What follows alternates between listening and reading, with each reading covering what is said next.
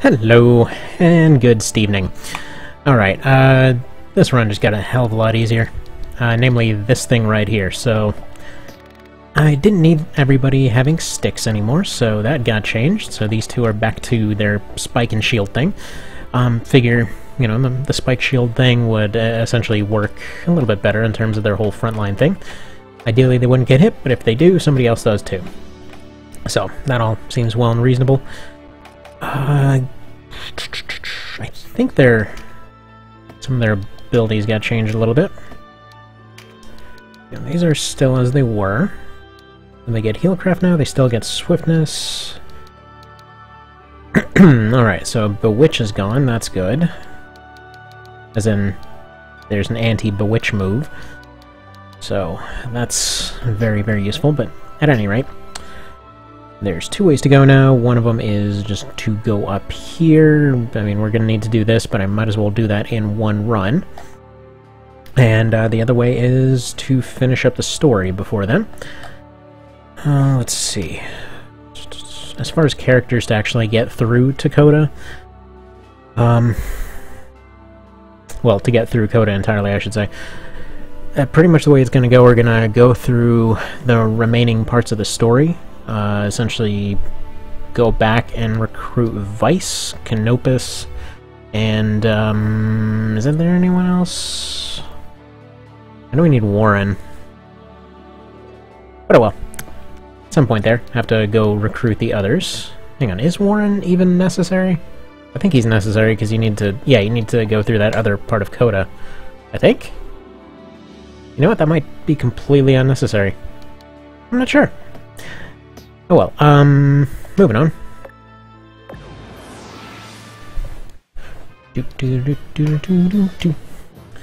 Might as well steamroll the rest of this chapter. Yes, yes. You are upset, so you sent out squids. Ah, man, it has been a crazy week. Just finished a few audition kind of things. Because at long last, finally just accepting that my my business is pretty much kaput and completely on fire and broken. So, just started looking for, like, different jobs and whatnot. And yeah. Long story short, turns out, something that makes use of the whole talking all the time and being at home thing is, just going and doing customer service. So, hopefully that'll end up panning out to something useful or whatnot. Pretty sure I flunked at least a couple of those, because I'm fairly certain they don't want refunds even mentioned, but they just ask you a bunch of, like, situations and whatever, and you gotta deal with them. And there was a thing where a person's order was basically arriving a week after their intended person's birthday. Like, well, it seems like a refund would be in order, because they have no use for it at that point. Like, you can ask her to be patient, or we can refund it. Yeah, I'm pretty sure there's no way that one went through. Anyway, you know, we'll see how it goes.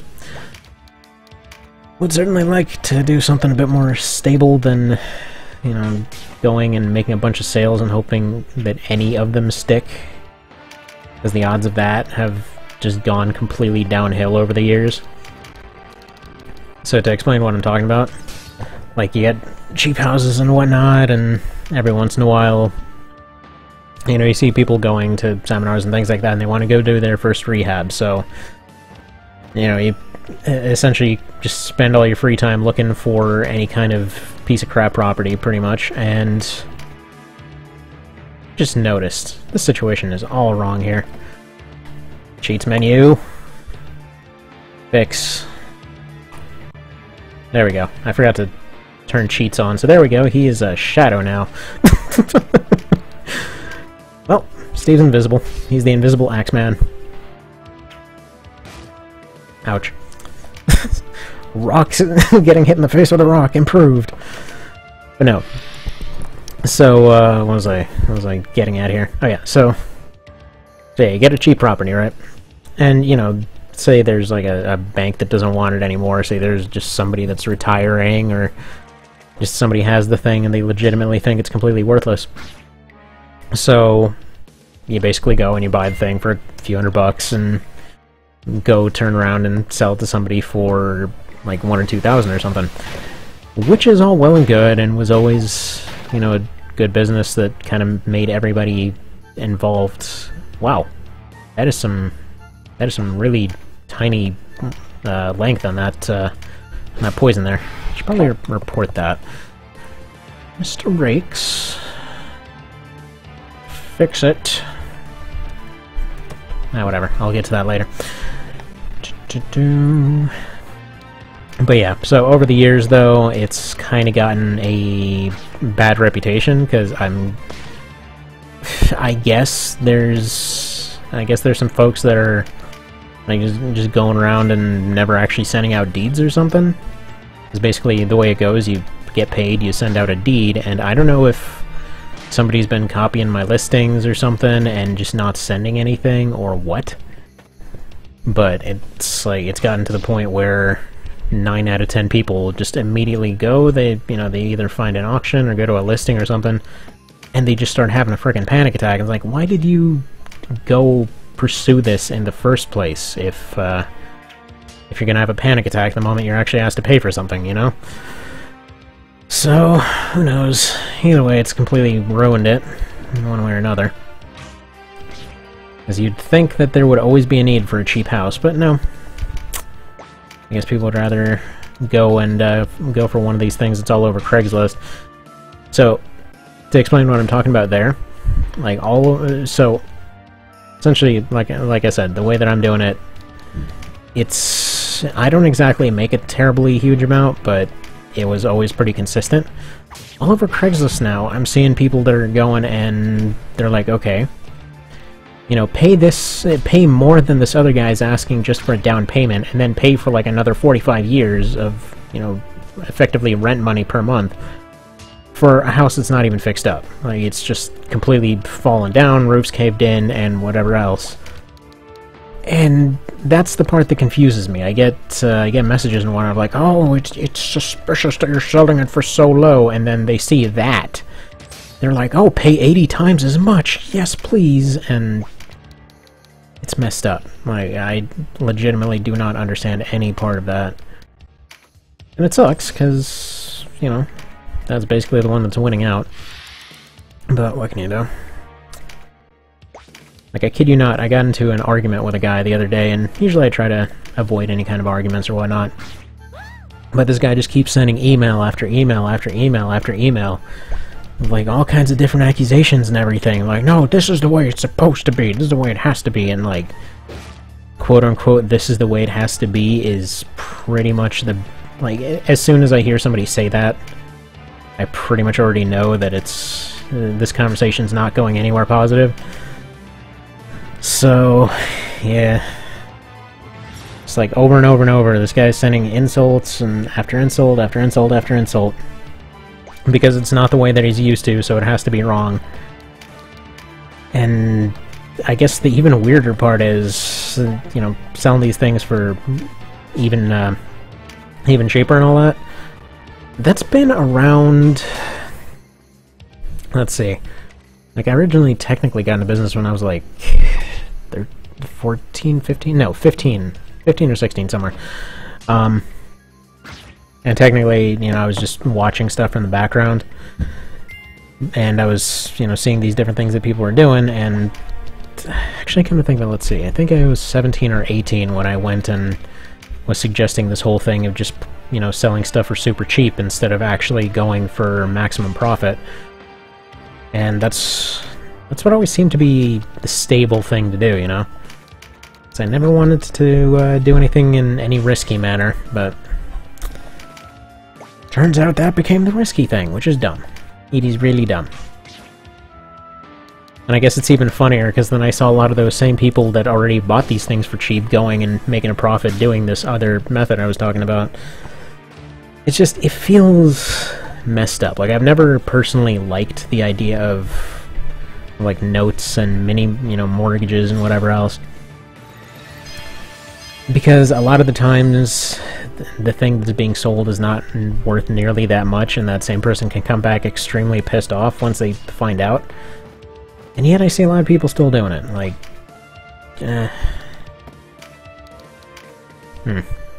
Just feels dirty, you know? I feel so dirty. Alright, let's see. Pumpkins. Yeah, this thing got nerfed to hell, by the way. So it's not doing like 300s anymore, but... oh well. There we are. Well, that's enough about depressing stuff. So after this run, providing there's time to do so and everything, there's one thing that was suggested recently that I might just give a try. So I kept bringing up Xenonauts. I had recently discovered a pretty fun mod for that. So somebody was saying to do a Iron Man Insane of that, which is... that's gonna go absolutely nowhere, but, you know, just a fun thing. It's probably gonna last, like, in-game, it's probably gonna last 5-6 months tops. Because, okay, so, the only difference, like, between the difficulties that one, as far as I can tell, is on one of them you can't actually see what kind of numbers are flying around, so you don't know whether something got through or didn't. Because there's kind of this whole armor system going on. But the other one is just how many months of prep time you get, and that's just in the background. There's this constantly ticking up thing. It's like the intensity of the invasion going on there. And as far as I can tell, on easy it's like 4 months that you get to prepare. On normal it's like 3. Hard it's 2, and then on insane it just seems to be the first month. And what that translates to is you have, well, like it says 1 month, but you basically have a few short raids, pretty much, and then you have to get into the thick of things for stuff that you're completely unprepared for, because you haven't had any time to research stuff, or build stuff, or anything. But, anyway, so I might try that. Who knows? Kinda just depends on whether or not I have time. Okay, moving on to this. Alright, there's Mr. Hanzo, the guy who can never seem to stay behind his lines. There's, as per usual, archers and petrification are a problem. Speed this one up just a little bit. Alright, so short bow guys are going to be functionally worthless for actually sniping anything, but they'll be fine. Mosquito and her party are... I should probably just leave them back here, actually. Because they should still... well, it seems like till about here they've got line of sight, so that's what we'll do. Leave them in the back here. Maybe they can do something useful.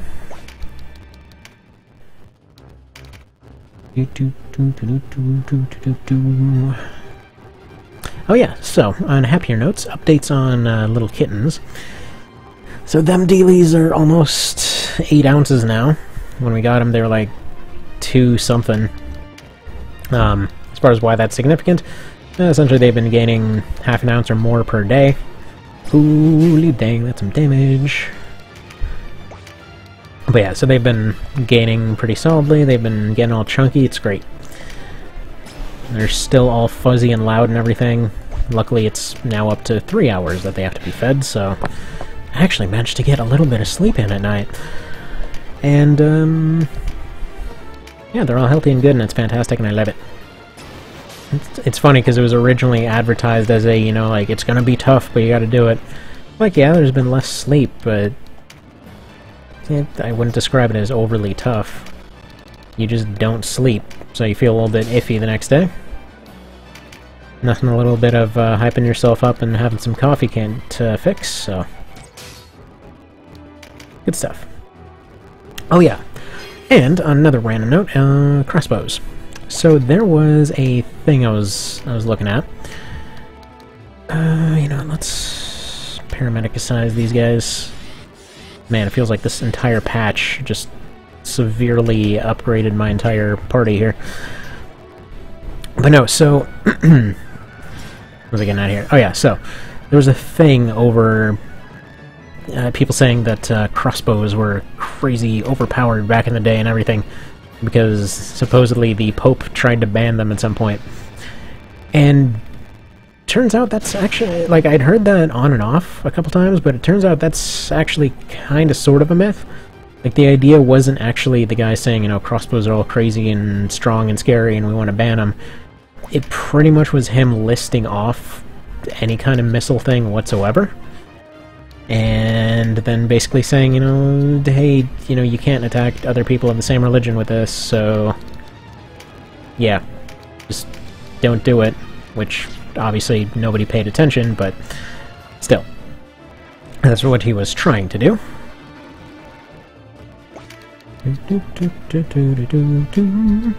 Actually, speaking of really ineffective attempts to ban weapons, apparently during World War II, there was an attempt from Germany to try and ban, or was it World War I? I don't know, it was one of the world wars. They had attempted to ban shotguns for being too effective. They were saying that it should be, you know, against some Geneva Conventions or something. Again, I forget which time period this was, because I think they were talking about 1, and then it was carrying over to 2 or something. Well, at any rate, they were complaining about them being too good. They're like, no, we can't deal with this. It's unfair. Causes undue suffering or whatever. And it's, you know, pretty much, that sounds like war in a nutshell, though. So, ultimately, that also never went anywhere, because apparently nobody agreed with that sentiment, but what can you do? Alright. That's what I was looking for. Plunk. I think for comparison's sake, I'm going to give one of these little flappy dealies a short bow. Alright, so these guys are separated. I'm going to have them... Oh, wow, awesome.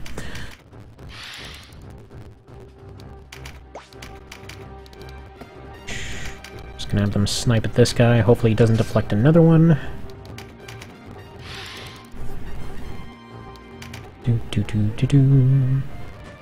It's actually funny, as far as deflecting stuff out of the air, the whole sentiment of, like, blocking arrows or blocking bullets or whatever, watching tests of that are pretty funny, because technically speaking, like, under absurdly ideal circumstances, a light bow and prep time, it's possible, but unless somebody's redonkulously lucky, it's not really going to happen otherwise.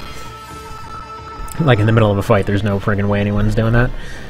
But it reminds me of this one time that we were trying to recreate this this trick in school when I was growing up, where essentially we're all playing hockey and all that. All right, let's see.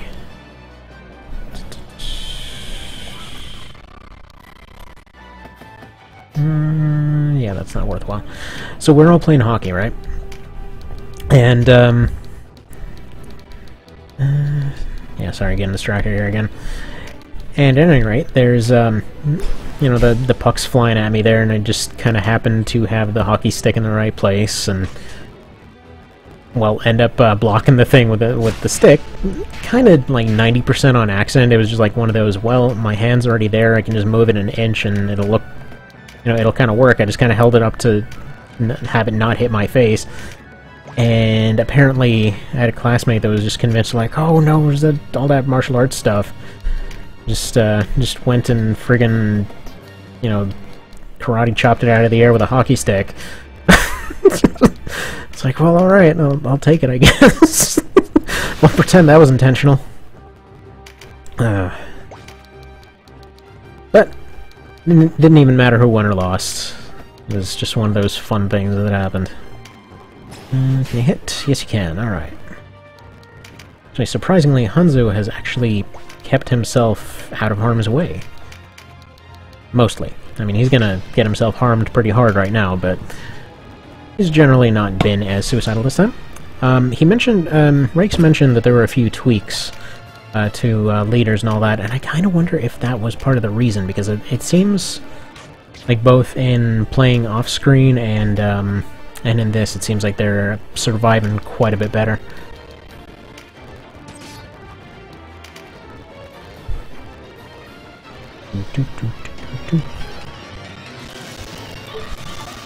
Oh man. That audio though. Okay.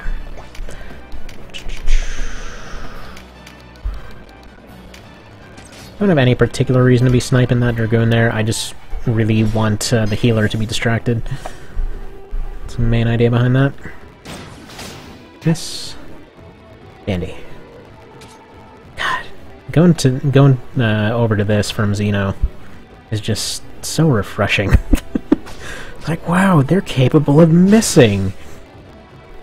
I kid you not, the best example, if you want to know what the whole game's like, just like imagine if you're playing this and then out of nowhere just some guy appears and then like not even knocks out, not even injures, straight up vaporizes a guy from around a corner halfway across the map through several windows. Oh man, Steve actually went down. That never happens. Could the run end here? No, it couldn't. Because this guy's gonna go down right here. It's all good. Nothing to worry about. Because he doesn't have a whole lot of chance here. He's like right in the middle of all my dudes. Right after I said that he's doing a better job surviving, he's like, no, I can't have that reputation. It's too much pressure. Goodbye, Mr. Hanzo. Squish. He got hit by a falling star. See, and he went through all that effort just because the poor man needed a nap. It's tragic, really. Absolutely tragic. Alright. Next time is Heim and stuff, so see you then.